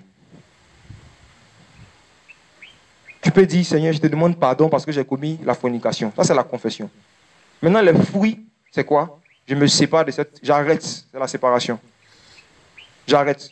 Si on doit se marier, Dieu va faire, on va se marier. Mais en attendant, j'arrête mon péché. Voici le fruit. Les fruits, le fait de produire du fruit, ça veut dire poser des actes qui accompagnent ta confession. C'est le fait de poser des actes qui sont dignes de quelqu'un vraiment qui s'est sincèrement confessé. Ce sont les actes qu'on doit poser. Ce n'est pas les actes du Saint-Esprit, c'est nous-mêmes nos actes. Actes, l'autre là, c'est les actes de l'Esprit. Pas même tes actes. C'est ça qu'on appelle produire des fruits de la repentance. Tu dis, Seigneur, je ne vais plus écouter la musique mondaine. Je ne vais plus écouter les sons où on ne te glorifie pas. Mais tu as encore des CD d'Ernesto Djedje quelque part dans tes anciens couloirs, dans tes trucs. Là, tu n'es pas en train de produire les fruits de la repentance. La Bible dit que quand Paul et les apôtres prêchaient l'évangile, dans Actes, il y a eu un réveil dans une ville. Et ceux qui avaient pratiqué les arts magiques, qu'est-ce qu'ils ont fait? Ils ont apporté leurs livres pour être brûlés, alors que c'était des livres qu'ils avaient payés cher. Voici une femme qui vivait dans le péché, qui est venue devant Jésus avec un parfum de valeur. Non seulement elle a pleuré, mais qu'est-ce qu'elle a fait? Elle a cassé le parfum. Elle a produit le fruit de la repentance. Parce qu'elle a payé sa chair. Même Judas, il connaissait la valeur de ses parfums. Il y a des frères comme ça, ils sont là, ils connaissent, ça c'est cher, ça c'est 10 000, ça c'est, voilà. Judas était là, lui quand il voit un objet, il connaît le prix. Il ne connaît pas le métier qu'il faisait avant de connaître Jésus, mais bon, il était très cultivé. Il dit ça c'est cher. Parce que pour lui, on peut se repentir, mais on n'a pas besoin de casser le parfum. Voici la mentalité de Judas dans les assemblées. Tu es prostitué, tu as pris l'argent, tu t'es prostitué, tu as payé parfum. Est-ce que tu peux casser? On ne doit pas casser. Apportez à la maison du Seigneur vos dîmes et vos offrandes. Vends et viens me donner. Alors que Jésus, il a dit aux jeunes qui voulaient le suivre, vends tes biens et donne à qui? Aux pauvres. Dans les systèmes là, des pasteurs, on en a connu, hein, ils vont te dire, vends, viens nous donner. Mon père, je suis pauvre aussi. Vends, viens et apporte-nous. Les fruits de la repentance, c'est quoi? C'est le fait de se débarrasser de tous les instruments, les outils même qu'on a utilisés pour pécher. Il y a des gens qui disent arrêter l'impudicité, mais ils ont encore des préservatifs. Et c'est comme ça que beaucoup blaguent avec le Seigneur. Ils confessent, mais ils ne produisent pas après les fruits de la repentance. Ils ne pratiquent pas les œuvres de la repentance. On va lire ça encore dans Actes 26, verset 20. À ceux de Damas d'abord, puis à Jérusalem, dans toute la Judée et chez les gentils, j'ai prêché la repentance et la conversion à Dieu, avec la pratique d'œuvres dignes de la repentance. J'ai prêché la repentance et la conversion à Dieu, avec la pratique d'œuvres dignes de la repentance. Même après avoir reçu le Saint-Esprit, même après avoir reçu l'Esprit de vie, même après avoir reçu la vie éternelle, on doit toujours produire des fruits dignes de la repentance. À chaque fois que Dieu nous interpelle sur un aspect de notre vie qui ne le glorifie pas, on doit automatiquement produire les fruits de la repentance. Mais ceux qui ne produisent pas des fruits ne peuvent pas porter des fruits. Porter des fruits, c'est quoi? C'est manifester le caractère du Seigneur. La douceur, la patience, l'amour, l'humilité, ces choses-là. Tu ne peux pas les manifester. Le Saint-Esprit ne peut pas te faire porter ça si d'abord toi-même tu n'as pas renoncé à tout ce que Dieu te dit de renoncer. Si tu n'as pas abandonné totalement ta vie de péché, tu ne pourras jamais manifester le fruit de l'Esprit. Donc, on produit d'abord les fruits de la repentance et puis après, maintenant, le Seigneur nous fait porter du fruit. Donc, quand il dit que tout arbre qui est en moi, qui ne porte pas de fruits, sera retranché, ça veut dire qu'il y a des branches qui sont en lui, mais qui ne produisent pas les œuvres de la repentance. Tu peux être en Jésus et puis à un moment, tu ne te réponds plus. Il y a une doctrine comme ça qu'un pasteur coréen, qui se rappelle l'année dernière, il y avait des affiches d'un coréen qui faisait un programme à Abidjan. Vous savez ce qu'il enseigne? Il dit qu'un chrétien n'a pas à se repentir. Il dit que, tu le connais, non? Ok, je connais des amis, malheureusement, qui se sont laissés entraîner par cela. C'est la doctrine qui arrange ceux qui n'ont pas la crainte de Dieu. Il dit qu'un chrétien n'a pas à se repentir. Comment il développe? Il dit qu'en fait, Jean dit que si nous sommes en communion avec le Seigneur, le sang de son Fils nous purifie de tout péché. Donc en fait, le fait d'avoir le Saint-Esprit, à chaque fois que tu pêches là, le Saint-Esprit lui-même en même temps il te lave, il te purifie. Donc tu n'as pas besoin de te repentir. C'est ce qu'il prêche. En d'autres termes, une fois que tu es sauvé, tu ne dois plus te soucier de produire les fruits de la repentance. C'est le Saint-Esprit qui va produire ça en toi. C'est-à-dire c'est le Saint-Esprit qui va se repentir dans ton cœur. Lui, il va demander pardon dans ton cœur. Il va intercéder pour toi par des soupirs inexprimables. Toi, dors seulement. Vis ta vie, le Saint-Esprit gère le reste.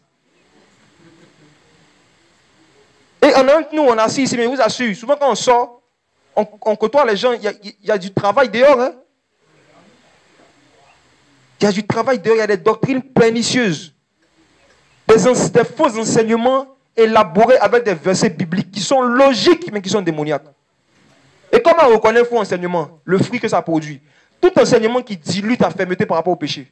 Ou tout enseignement qui dilue ta crainte de Dieu, c'est inspiré de Satan. Tout enseignement qui ne t'encourage pas à te remettre en cause chaque jour. Pour de plus en plus, dans ta vie, te sanctifier, te débarrasser des choses que Dieu n'aime pas. Tout enseignement qui tue ton zèle par rapport à ta remise en cause personnelle, c'est inspiré de l'ennemi. Et voici, celui qui ne produit pas les fruits ne va jamais porter du fruit. Celui qui ne se remet jamais en cause, qui a toujours raison. Celui qui ne se reproche rien, quand il lit la parole de Dieu, il se sent clean. Arrivé un moment, tu vas arrêter de porter du fruit. Pourquoi? Je prends un exemple simple. Supposons que tu es chrétien, tu as l'esprit du Seigneur. Tu vois? Maintenant, tu habites avec quelqu'un dans une maison, et puis quelque chose se passe, et la personne te dit, tu m'as blessé. Ce que tu as fait m'a fait mal, ça m'a offensé. Et toi, tu dis que, bon, comme moi, je regarde la situation, moi, il ne voit pas ce qui est fait de mal, donc il ne peut pas m'excuser. Cette taxe que tu viens de poser, à partir de ce jour-là, tu ne pourras plus porter le fruit de l'esprit. Pourquoi? Parce que tu ne pourras plus manifester la douceur envers la personne, l'humilité, l'amour. Parce que tu as refusé de produire du fruit. Le Seigneur a dit que si ton frère a quelque chose contre toi, et que tu veux faire ton offrande, laisse-toi demander pardon. La personne dit que tu l'as blessé. Il n'a pas dit que tu t'es mal comporté forcément, il dit que tu l'as blessé. Et même si tu te reproches de t'être mal comporté, si toi qui te reproches, ça te coûte quoi de t'excuser? Mais il y a des personnes, des chrétiens, foncièrement orgueilleux, qui ne s'excusent jamais, qui ne demandent jamais pardon. Et quand vous le faites là, vous n'êtes pas en train de produire du fruit. Et vous allez voir que votre comportement aussi va se modifier au fur et à mesure. Vous allez arrêter de porter du fruit. Et si vous persistez, parce que c'est un péché, si vous persistez dedans, vous serez retranché. Je n'ai pas vu un verset dans ma Bible où Dieu a pitié des orgueilleux. Bien, Dieu comprend les orgueilleux. On dit horreur, horreur, horreur. Et l'orgueil, c'est quoi? C'est une attitude de cœur. C'est une manière de raisonner, en fait. C'est un raisonnement qui s'oppose à la connaissance de Christ. Un raisonnement, je te dis que moi, tant que je ne me reproche rien, même s'ils ont mal, c'est leur problème. Orgueil. Orgueil. Le jour qu'on ne va plus produire du fruit, c'est-à-dire qu'on ne va plus pratiquer les œuvres de la repentance, on ne va plus se remettre en cause seul. L'Esprit du Seigneur sera attristé et il ne va plus nous faire porter du fruit. Attends, celui qui ne porte pas de fruit sera retranché. C'est pour cela que c'est dangereux quand un message est donné. Sur une remise en cause, je te dis ça, ça c'est pour le voisin. Ou bien c'est pour le frère qui est là-bas. Vas-y, dis tout, parle-leur. Tenez ça dans les assemblées. Prêche. Parce que du genre, c'est ce qu'il a toujours voulu lui dire. Mais comme je n'ai pas eu le micro, comme tu y es, vas-y, qu'il entende. Tout ça, c'est l'orgueil. Frères et sœurs, la question maintenant qui est posée. Cette histoire d'effacer le nom du livre de vie. Il y a des gens qui pensent que les théologiens qui ont élaboré une doctrine disant que il y a une catégorie de personnes qui doivent être sauvées, qui sont prédestinées à être sauvées, et une autre qui sont prédestinées à la perdition. Et j'ai pris le temps aussi, il y a quelques mois même, de lire tous les versets qui parlent de prédestiné. Il y a ce mot-là. Et j'ai été surpris de constater, par la grâce du Seigneur, qu'en fait, même les mots, les contextes dans lesquels ça a été utilisé, pour la plupart de ces versets, ça s'adressait à tous les hommes. On va lire un passage. 1 Timothée chapitre 2. 1 Timothée chapitre 2, à partir du verset 3.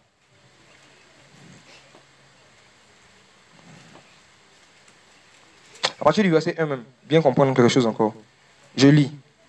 J'exhorte donc avant toute chose à faire des requêtes, des prières, des supplications, des actions de grâce pour qui? Pour tous les hommes. Tous les hommes, hein? Ok. Pour les rois et pour tous ceux qui sont constitués en dignité, afin que nous menions une vie paisible et tranquille en toute piété. Car cela est bon et agréable devant Dieu notre Sauveur, qui veut que tous les hommes soient sauvés et qu'ils viennent à la connaissance de la vérité. Donc, si on comprend que être sauvé, c'est recevoir Jésus. C'est recevoir l'Esprit de Christ. Le Seigneur dit, il veut que tous les hommes reçoivent l'Esprit de Christ. Donc, en d'autres termes, il veut que tous les hommes vivent dans la sanctification.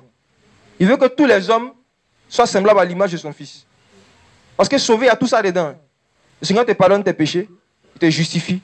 Ensuite, il te sanctifie. C'est-à-dire, il t'enseigne à renoncer aux choses qui ne glorifient pas le Seigneur. Et puis après, maintenant, il te conserve pur. Tu atteins maintenant l'enlèvement, la rédemption.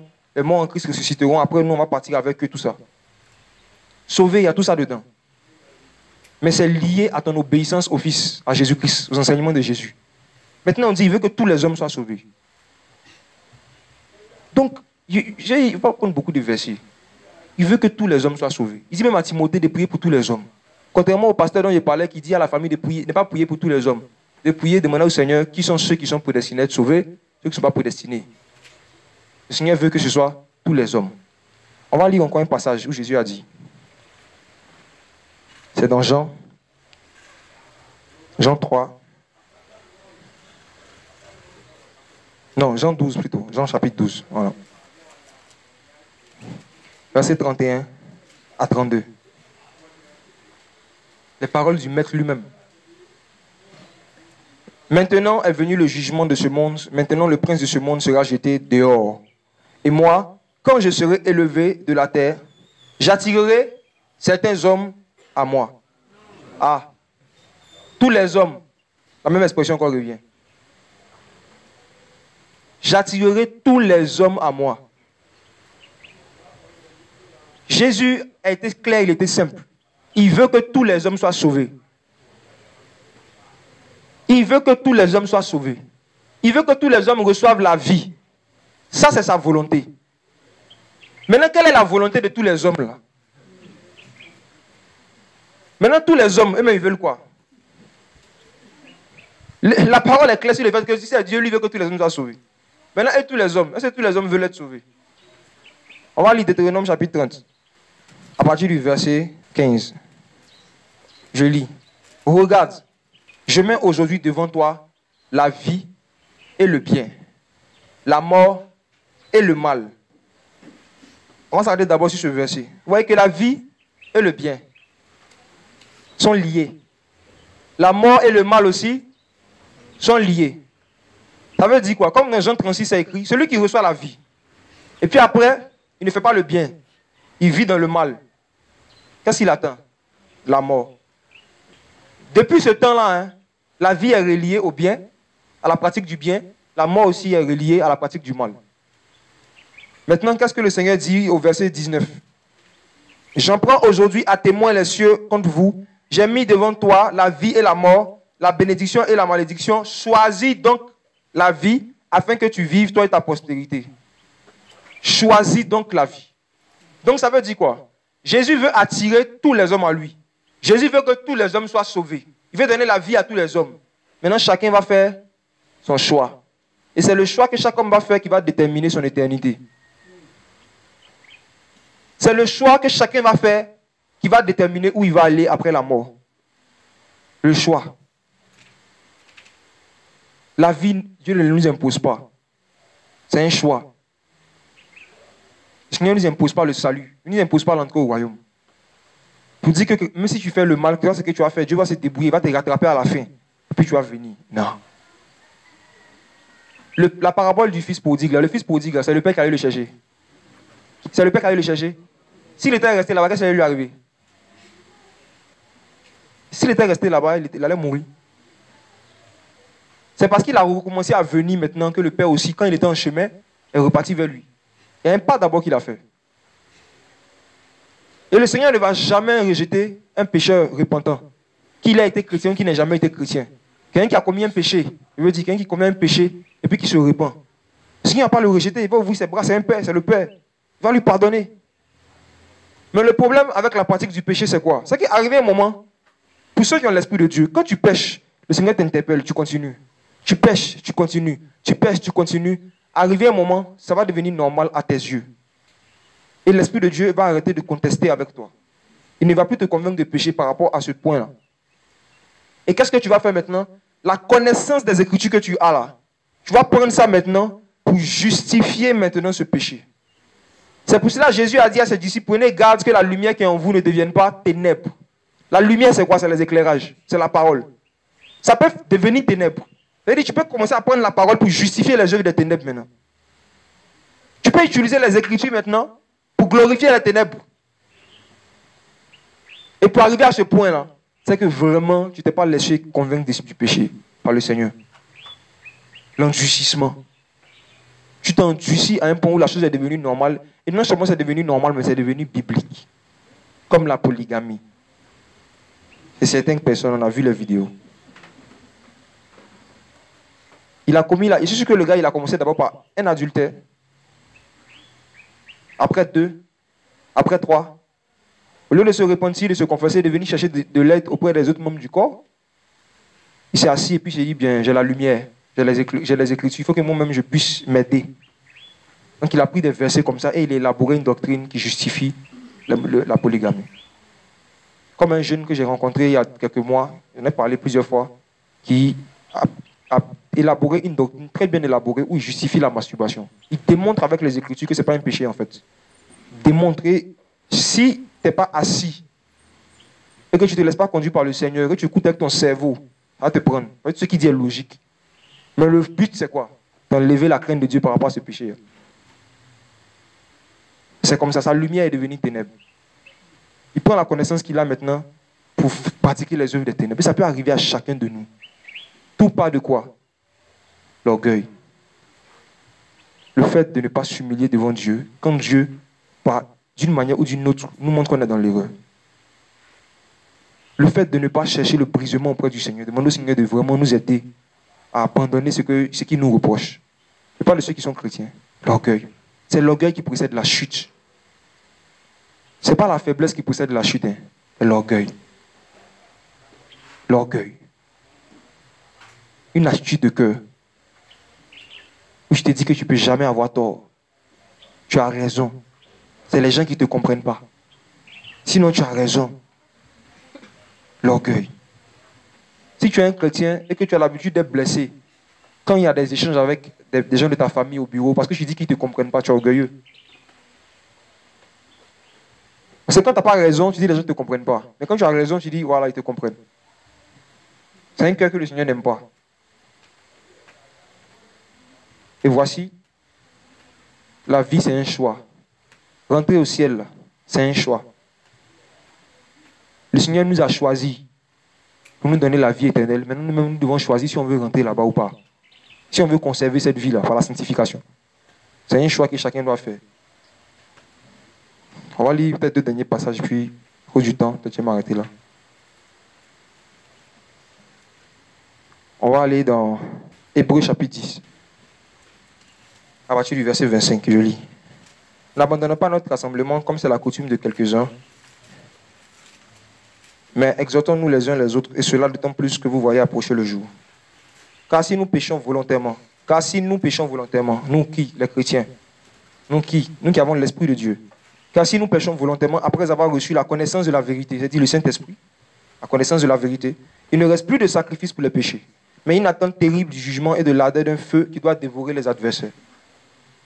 Si quelqu'un avait méprisé la loi de Moïse, mourrait sans miséricorde sur la déposition de 2 ou 3 témoins, de combien pire tourment pensez-vous que sera jugé digne celui qui aura foulé aux pieds le Fils de Dieu et qui aura tenu pour une chose profane le sang de l'alliance par lequel il avait été sanctifié.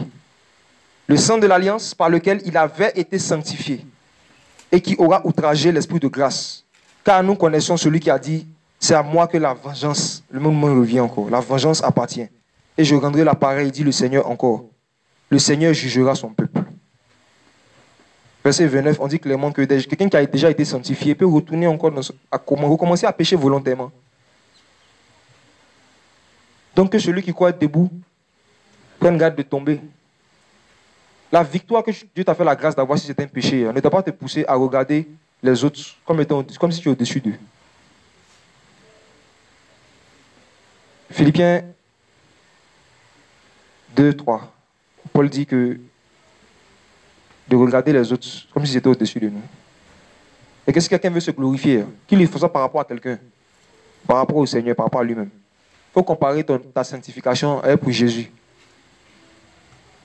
Et puis si vous êtes la même chose, même si tu le dépasses, il faut danser. Mais si comme Paul, tu ne te persuades pas toi-même d'avoir déjà atteint la course, la Bible dit dans Galates 6.3 que si quelqu'un, vous qui êtes spirituel, si vous supprenez un homme en quelque faute, redressez-le comment? Avec un esprit de douceur. Et prends garde à toi-même de peur que tu ne sois aussi tenté.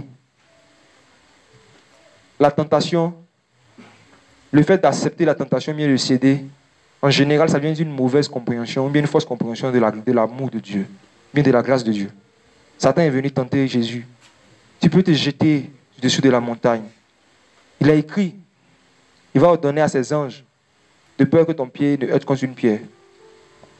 C'est le même message, mais dit différemment. Jean, tu peux chuter en fait, Dieu va te rattraper. Même si tu tombes, même si tu es en train de tomber, Dieu va pas permettre que tu tombes. Ces anges vont mettre les mains en bas. Tu ne vas pas tomber. Il a proposé la même arnaque à Jésus. Chute parce que Dieu est bon. Jette-toi parce qu'il y a les anges. Tu es sur la montagne, non? Descends. Tu vis dans la consécration, tu crains Dieu, tu fuis le péché. Tu n'as pas besoin de te faire tous ces efforts-là. Tu n'as pas besoin de travailler avec crainte et tremblement à ton salut. Les anges vont te rattraper après. Même si tu t'en vas, les anges vont te rattraper. Et il va te dire, tu n'as pas vu la parabole de la femme qui avait perdu une pièce. Est-ce que c'est la pièce même qui est revenue? C'est sa patronne qui l'a rattrapée. C'est un mec qui a balayé et puis elle l'a retrouvée. Donc toi, fais comme une pièce. Tombe dans le péché, tu restes dans un coin de la maison, ton coin, la patronne va venir te rattraper. Il donnera des ordres à ses anges. De peur que ton pied ne heurte contre une pierre. Tu ne vas pas chuter. Va sur la fille. C'est vrai que physiquement, tu te sens attiré par cette dame. Mais tu peux rester seul avec elle dans sa chambre. Il n'y a rien qu'à t'arriver. Il donnera des ordres à ses anges.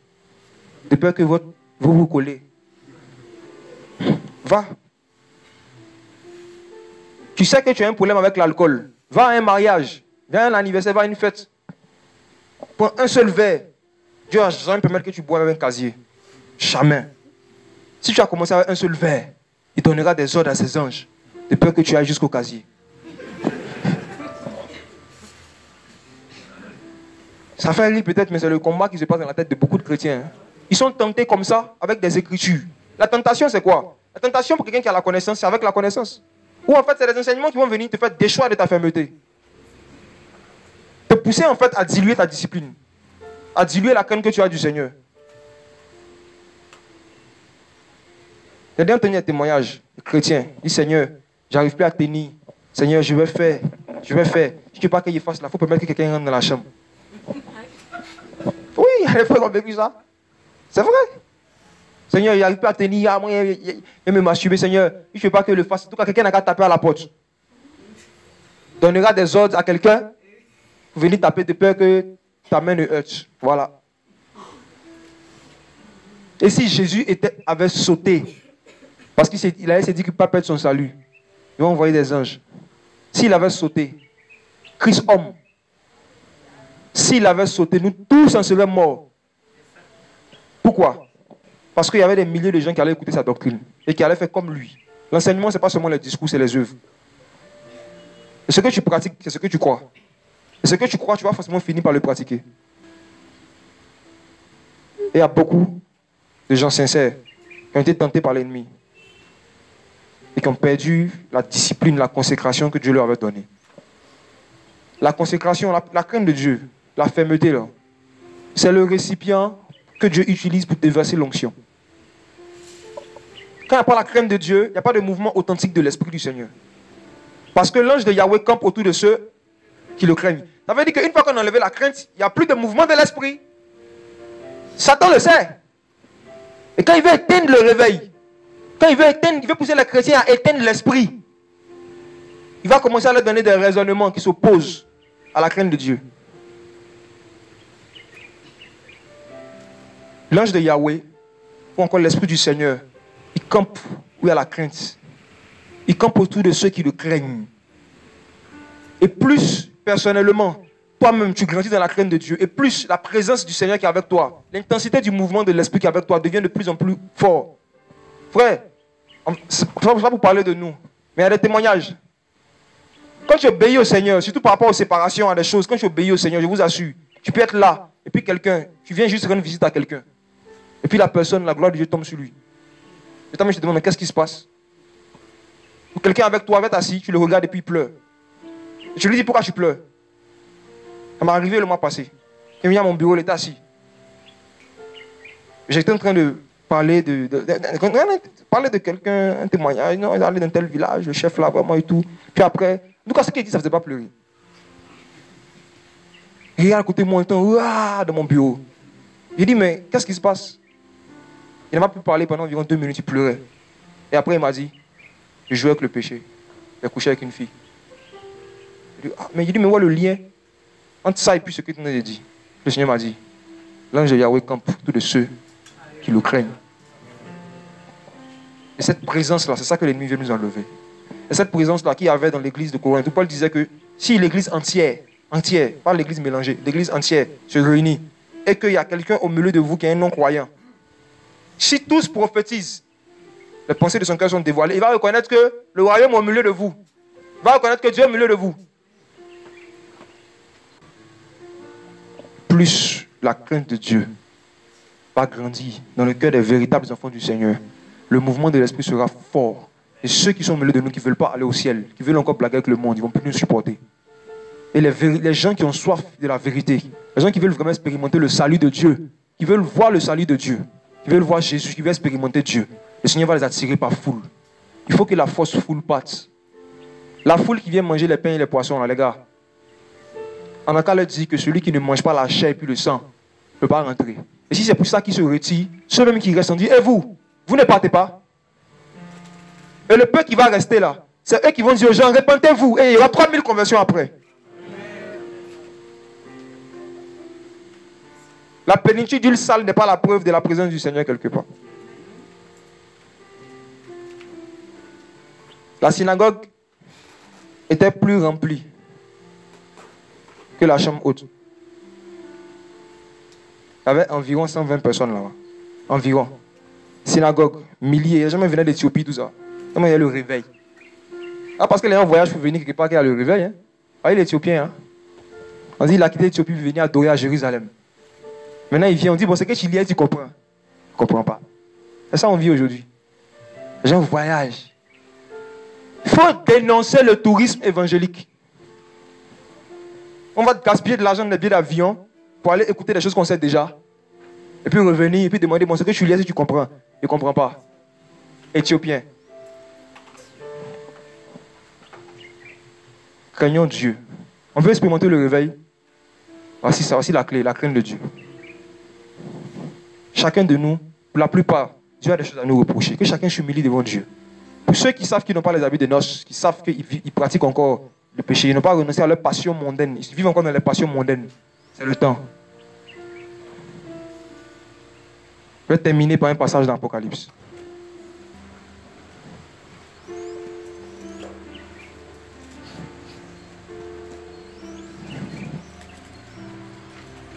Apocalypse chapitre 22, verset 14.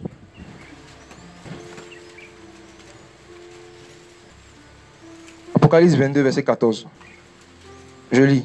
Bénis sont ceux qui lavent leur robe, afin d'avoir droit à l'arbre de vie et d'entrer par les portes de la ville.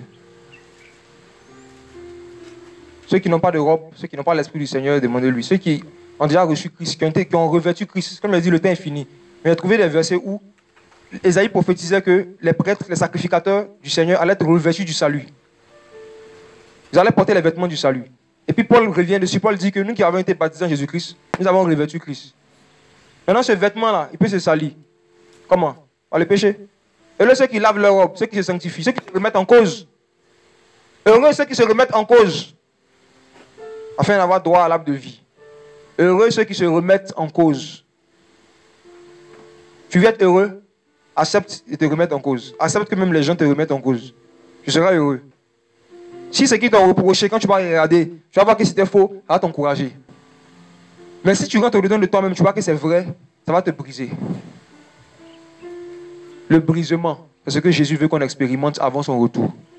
Tous ceux qui vont refuser de se faire briser seront écrasés. Il y a la pierre qui arrive. Celui qui tombe sur cette pierre sera brisé. Celui sur qui cette pierre tombe sera écrasé. Tu veux expérimenter quoi? Le brisement ou bien l'écrasement? Tombe sur cette pierre. Il ne faut pas tomber dans le péché. Tombe en Jésus. Tombe sur Jésus. J'ai dit couche-toi sur Jésus. Comme Jean. Il était couché sur la pierre. Écoutez sa parole. Écoutez les secrets. Regardez Jean. Malgré toute la connaissance qu'il a eue sur l'adoration, c'était l'apôtre que le Seigneur a le plus enseigné sur l'adoration. C'est lui qui a vu l'adoration au ciel des 24 anciens avec les animaux. Mais ce même Jean, il voulait adorer un ange. Malgré tous les éclairages qu'il avait sur l'adoration, il est tombé dans une tentation charnelle. La tentation de glorifier un instrument. La tentation de donner l'adoration à une autre personne qu'à Jésus-Christ. Et cette tentation-là, si le vieillard Jean, ça lui est arrivé, elle peut nous arriver à chacun de nous si on ne veille pas. Dieu va te donner du travail, tu vas rendre la gloire à tes oncles et à tes tantes. Tu vas dire c'est grâce à eux, comme ils ont les moyens, ils m'ont aidé à avoir du travail. Idolâtrie. Dieu va te donner la santé, tu vas dire c'est parce que je mange bien, c'est parce que je ne mange pas dehors. Maintenant, il rend la gloire aux aliments. Maintenant, il rend la gloire au ministère de la Santé. Le Seigneur te fait la grâce de partir à l'école. Tu vas dire merci les tontons, c'est grâce à vous que vous avez payé mon école. Voilà. De remercier quelqu'un, c'est bon. Mais en faisant la différence entre le remerciement et puis la gloire. Le merci aux hommes, la gloire à Dieu. On dit merci aux hommes. Mais dans notre cœur, on se dit que c'est Dieu qui a fait. Et on leur dit, je vais passer par vous pour eux-mêmes aussi ne pas qu'ils soient séduits. Voici un peu. Finalement, on perd ou on ne perd pas.